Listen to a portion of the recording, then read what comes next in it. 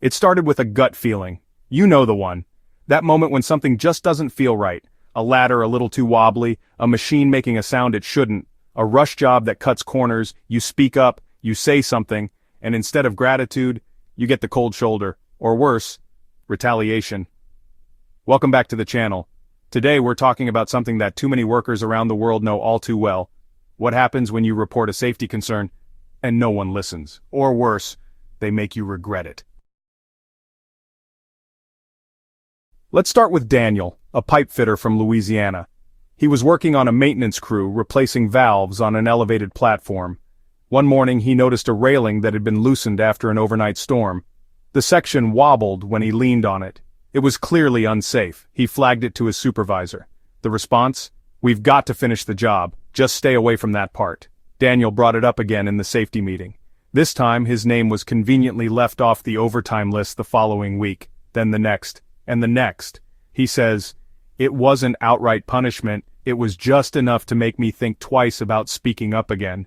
This is called soft retaliation, and it's happening in workplaces everywhere.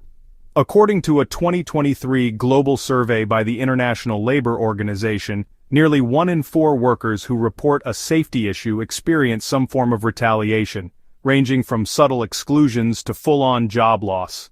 The World Health Organization has found that workers who experience this kind of pushback are more likely to disengage entirely, either leaving the job or choosing to remain silent in the face of future hazards.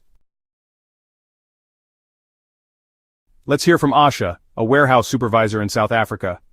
She noticed that several shipments were being stacked beyond safe height limits, double the manufacturer's guidelines. When she told the floor manager, she was told to stop worrying so much. The next day, one of the stacks collapsed. Fortunately, no one was hurt, but a forklift was damaged. When Asha documented the incident and suggested a policy change, she got called into a performance review. Her attitude was labeled confrontational. She told us, "I wasn't trying to be difficult. I was trying to stop someone from getting killed." By the end of the month, she had been transferred to a lower visibility role. That's the cost of speaking up in the wrong culture. These stories aren't isolated. They echo in silence across every industry, from construction and healthcare to manufacturing and logistics. Then there's Leo, a 19-year-old apprentice electrician in Australia. He was on site during a commercial retrofit when he noticed exposed wiring that hadn't been labeled or de-energized. He said something to a journeyman on the crew. The reply, "You're the apprentice, let us worry about that." Later that week, Leo got shocked while testing a panel he was told was safe. Luckily it wasn't serious, but it could have been deadly. He says he didn't report it after that. What's the point? They already made it clear I was the problem. Leo mentioned that what hurt most wasn't the shock itself, it was the shift in how he saw the trade. "I came into this wanting to be part of a team that had my back, but after that I realized I was on my own." According to SafeWork Australia, 36% of apprentices who leave their trade early cite unsafe work practices or being ignored as key factors. Now let's head to the Philippines, where Mariella worked at a garment factory. One summer the cooling system broke down during peak production.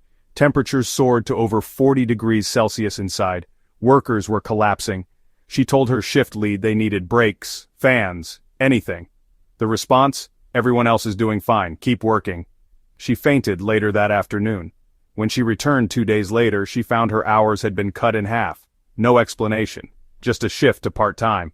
This kind of economic retaliation is especially common in areas with limited labor protections, and in developing countries where informal work is the norm, speaking up can mean losing your only source of income. The International Trade Union Confederation reports that 52% of garment workers in Southeast Asia fear termination if they raise safety concerns, even after fatal events like factory fires or building collapses. Now let's talk about Marcus, a sanitation worker in Detroit.